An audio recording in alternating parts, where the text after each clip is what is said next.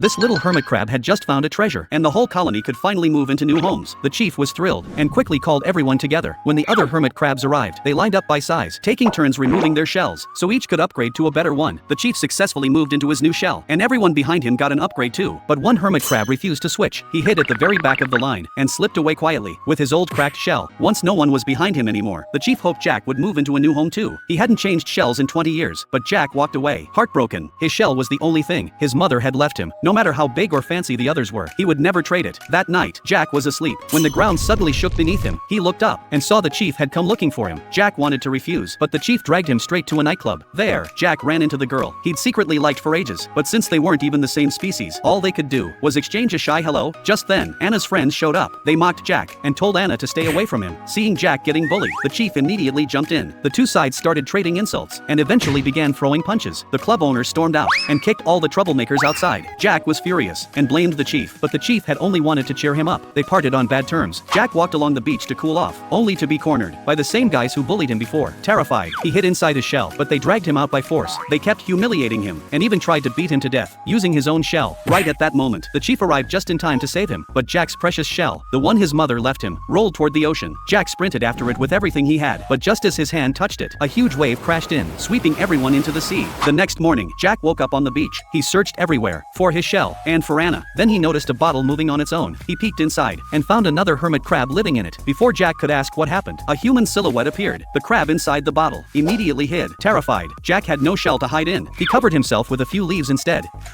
Hey, stay safe out there, alright?